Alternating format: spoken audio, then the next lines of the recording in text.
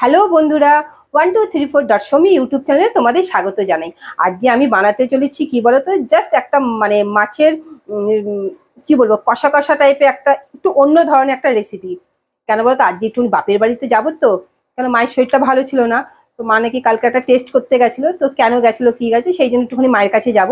তো সেই জন্য একটু তাড়াহুড়ো করে একটুখানি মানে একটা মাছের আইটেম রান্না করব। সেই জন্য তার জন্য কি কি নিয়েছি দেখো। প্রথমে তো মাছটা একটু ধুয়ে নিয়েছি, একটুখানি পেঁয়াজ কুচিয়ে নিয়েছি, ছোট ছোট সাইজের 4টে পেঁয়াজ কুচিয়ে নিয়েছি, ধনে পাতা নিয়েছি, আর নিয়েছি আদা গ্রেট করে নিয়েছি, রসুন বেটে নিয়েছি, ধনে গুঁড়ো, জিরে গুঁড়ো, আর নিয়েছি কাঁচা লঙ্কা।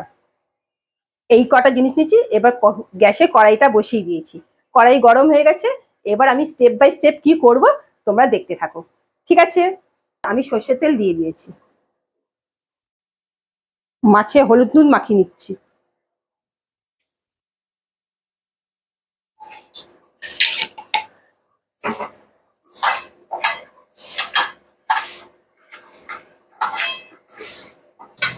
তাড়াহুড়ো থাকলে না তখন রান্নাটা কিন্তু তাড়াহুড়োতে বেশ ভালোই হয়, কিন্তু খারাপ হয় না। কিন্তু কিন্তু তুমি দেখবে পরিপাটি করে মনে করবে রান্না করবে, এই করবে, দেখবে সেই রান্নাটা দেখবে একরকম স্বাদ হয়। আর তাড়াহুড়ো করে যখন রান্না করবে না, কি করব না করবো, দেখবো সেই রান্নাটা একটা আর একরকম স্বাদ হয়। তা আমি এটা দেখেছি কিন্তু। আর তোমরা দেখেছো, যখনই আমি রান্না করি লোহার কড়াইতেই রান্না করি। আমার লোহার কড়াইতে ভাজাভুজি রান্না করতে বেশ সুবিধা হয়। রান্না করে যেন একটা আরাম পাই। এবার মাছগুলো দিয়ে দিচ্ছি।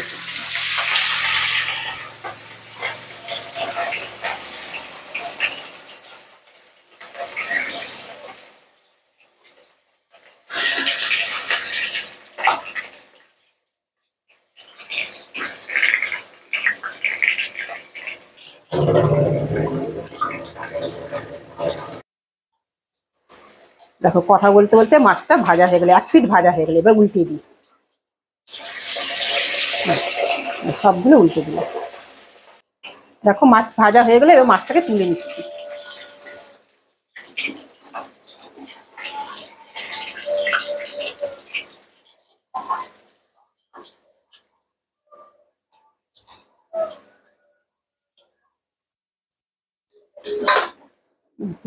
তেলে পেঁয়াজ কুচি দিয়ে দিচ্ছি, একটু নাড়িয়ে চাড়িয়ে নিচ্ছি।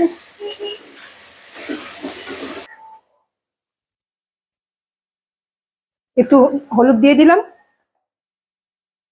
একটু নুন দিলাম স্বাদ মতো, নাড়িয়ে চাড়িয়ে নিচ্ছি ভালো করে।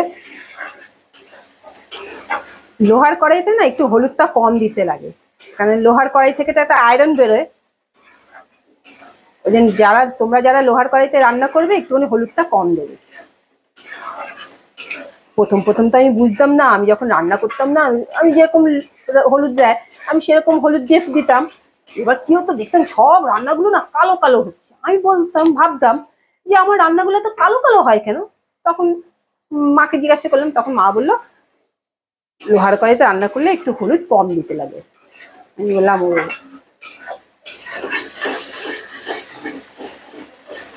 তো এখন বুঝে গেছি, এখন সেই অসুবিধাটা হয় না। পেঁয়াজটা একটু ভাজা ভাজাই হয়ে গেছে।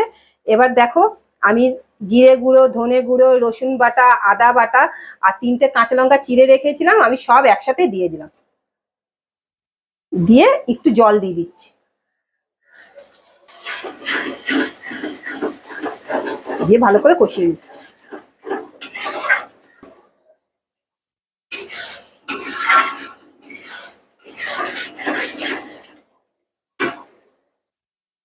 এর ভেতরে একটুখানি দই দিয়ে দেবো।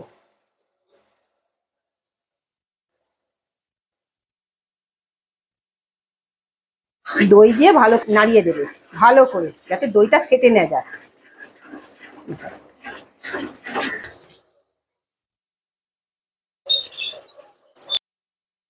এই যে আমার তৈরি ঘরে গরম মশলা, এটা দিয়ে দিলাম যখনই তেল ছাড়তে শুরু করবে। দিয়ে ভালো করে নাড়িয়ে দাও।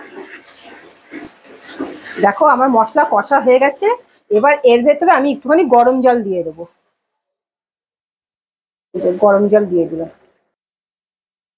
দিলে কারণ মাছ আছে তো, যতটা মাছ আছে সেই পরিমাণে গরম জল দিয়ে দেবে।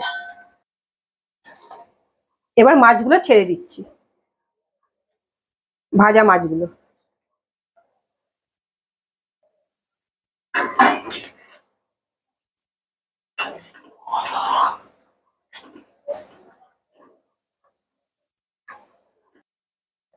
দেখো মানে ঝোলটা তো মজে গেছে।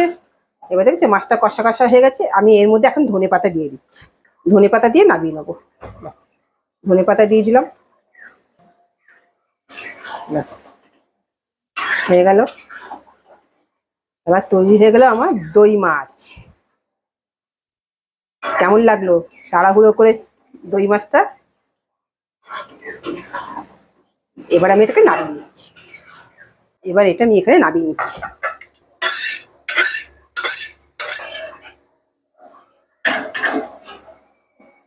তৈরি হয়ে গেল আমার দই মাছ। দেখো আমি তৈরি করে ফেললাম দই মাছ। যদি তোমাদের এইভাবে ভালো লাগে তাহলে তোমরা অবশ্যই আমাকে সাবস্ক্রাইব করো। আরো বেশি ভালো লাগলে একটা লাইক, শেয়ার আর কমেন্ট করে আমাকে জানিও। আমার কিন্তু একটা ফেসবুকে পেজ আছে, সেটাও কিন্তু সেম নামে 1234.somi। তোমরা সেটাকে লাইক করো আর ফলো করো। তাহলে আজকের ভিডিও আমি এখানেই শেষ করছি। সুস্থ থেকো, ভালো থেকো। দেখা হচ্ছে পরবর্তী নতুন একটা ভিডিওর সাথে। ধন্যবাদ।